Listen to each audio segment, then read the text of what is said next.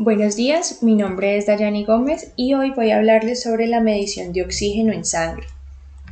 Entonces, la oximetría es la medición de la oxihemoglobina en la sangre y desde sus inicios se han descrito varios métodos químicos y ópticos que permiten determinar la saturación de oxígeno en la sangre o SO2 y algunos de estos métodos también han permitido medir la presión parcial de oxígeno que se conoce como PO2. Entonces, para empezar, tenemos 4 métodos químicos que son el método de Van Slyke, el de la jeringa mezcladora, el método del electrodo de Clark y el del electrodo galvánico. Este primer método puede tardar aproximadamente 20 minutos para poder medir el contenido de oxígeno en una muestra de sangre y su resultado se obtiene empleando esta fórmula en la cual K corresponde a la constante relacionada a los reactivos que se utilizan, se multiplica por la diferencia entre la presión resultante y la presión final. Este es el dispositivo que se utiliza en el método de Van Slyke. En este dispositivo entonces se ingresa una muestra de sangre de forma anaeróbica con una muestra de ferricianuro de potasio que permite liberar el oxígeno, el dióxido de carbono y otros gases que tiene la muestra de sangre. Después de eso, entonces se comprimen los gases restantes en volúmenes fijos y se obtiene una presión parcial de oxígeno. Esa técnica es difícil de realizar porque requiere además mucha capacitación del personal y mucha experiencia en la realización de estas pruebas. El método de la jeringa mezcladora también mide la cantidad de oxígeno que se libera en una muestra de sangre por un reactivo químico. En el dispositivo que se usa, una de las jeringas mezcla la sangre con un reactivo que libera el oxígeno y la otra jeringa extrae un volumen de la sangre mezclada y mediante un analizador de gases en sangre se obtiene la presión parcial de oxígeno. El método del electrodo de Clark utiliza analizadores de gases en sangre para determinar la presión parcial de oxígeno de la sangre y esto tiene la ventaja de que se autocalibra y además autodiagnostica fallas y tiene también una interconexión con computadoras que permite realizar mediciones automatizadas y almacenar información.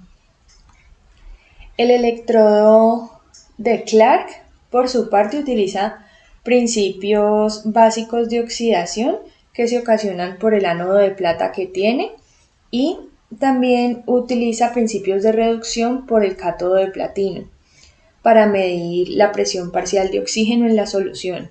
Entonces, el número de electrones que se usan en la reacción del cátodo de platino es directamente proporcional a la presión parcial de oxígeno presente en la muestra.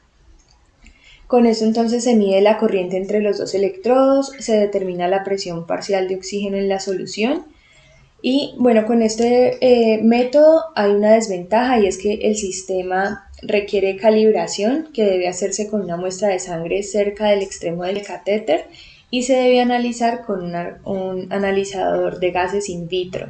Luego tenemos el electrodo galvánico que tiene un funcionamiento similar al electrodo de Clark con la diferencia de que el cátodo está hecho de oro, el ánodo de plomo y la solución que utiliza de electrolito es hidróxido de potasio. Luego tenemos el sensor de presión parcial de oxígeno transcutáneo. Con este método entonces se emplea un elemento calefactor y un elemento termistor. Gracias al calefactor se induce una hiperemia en la piel, se comienza a incrementar la temperatura hasta 43 o 44 grados Celsius y a difundir el oxígeno. De esa forma entonces se utiliza el electrodo de Clark pero de manera no invasiva y se determinan los valores de la presión parcial de oxígeno con mediciones más precisas y estables.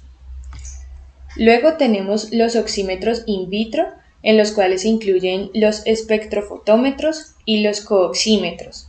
La espectrofotometría es el principio de la oximetría y mide la intensidad de luz que se transmite a través de una sustancia específica en longitudes de onda particulares. La fracción de luz que se absorbe se determina por la absortividad, la cual se puede graficar como un espectro único que corresponde a cada sustancia. Y la absorbancia se relaciona de manera lineal con la concentración de la sustancia. Los cooxímetros, por su parte, son espectrofotómetros diseñados específicamente para analizar las concentraciones de varios tipos de hemoglobina y usando 4 longitudes de onda de luz, la cantidad de cada una de esas formas de hemoglobina se puede determinar a partir de una muestra.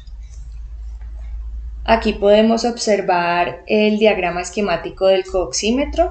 Este es una serie que se fabricó en 1981. Luego tenemos los oxímetros in vivo de 2 ondas. Entonces aquí tenemos los primeros oxímetros. Se originaron inicialmente en Alemania, cuando se aceptó el uso de la celda fotovoltaica de selenio, y con esto se diseñaron para medir la transmisión de luz a través del oído mediante una lámpara con una fotocélula unida al lóbulo de la oreja. Luego se siguió avanzando en este tema bajo la premisa de que la absorbancia de luz dependía de la saturación de oxígeno. Posteriormente se desarrolló el oxímetro de reflectancia de nombre Cíclope, porque utilizaba un sensor grande que se ubicaba en la frente del paciente y se determinaba con esto la saturación de oxígeno utilizando luz roja y verde. La primera se reflejaba a causa de la sangre y la luz verde era un reflejo no sanguíneo. Entonces, con la diferencia de esta se lograba medir la saturación. Luego, en 1962, se diseñó un oxímetro de fibra óptica con 2 longitudes de onda de luz. Entonces, el primero en realizarse fue el oxímetro de reflectancia in vitro como dispositivo de medición de catéter que captaba la absorbancia directamente de la luz retrodispersada en sangre. Luego vino el de reflectancia in vivo con los primeros oxímetros diseñados para cateterismo cardíaco. En esta imagen podemos observar la configuración básica de un oxímetro de fibra óptica de reflectancia in vivo. Luego tenemos el oxímetro químico in vivo. Aquí podemos ver el esquema donde se puede observar la configuración básica del oxímetro químico, en el cual se utilizaba un elemento fluorescente que perdía luminiscencia a medida que iba habiendo mayor cantidad de oxígeno presente. Entonces, ese elemento de luminiscencia se utilizaba en la punta de la sonda. Luego tenemos el oxímetro in vivo de 8 ondas. Este oxímetro surgió aproximadamente en 1970 y se diseñó con el fin de superar algunas falencias que tenían los oxímetros anteriores. Entonces, una de las ventajas era que podía autocalibrarse según la pigmentación de la piel. Aquí entonces vemos el diagrama de bloques de este oxímetro y luego, ya para terminar, tenemos los pulsoxímetros, que después de todos los avances tecnológicos en oximetría, surgió la idea de aprovechar el flujo pulsátil de sangre rastreando el cambio de la absorbancia de la luz. Entonces, en esta nueva tecnología se introdujo la tecnología de LEDs como fuente de luz con un bloque de control que permitía la excitación y la sincronización. También tiene un microprocesador que proporciona control y temporización para los otros circuitos. Emplea 2 longitudes de onda de 660 y 940 nanómetros, elegidas en función de la disponibilidad de los LEDs. Además de esto tiene el fotodetector. El fotodiodo genera una corriente proporcional a la intensidad de la luz y el amplificador analógico entonces convierte esta corriente en voltaje. Luego esa señal pasa a un bloque de filtros y amplificación y finalmente se dirige a un microprocesador en el cual se tiene dispuesto el algoritmo que permite generar el valor final que el usuario puede observar en la pantalla digital. Con esto entonces se termina la revisión de los diferentes oxímetros que se han desarrollado a lo largo del tiempo. Muchas gracias.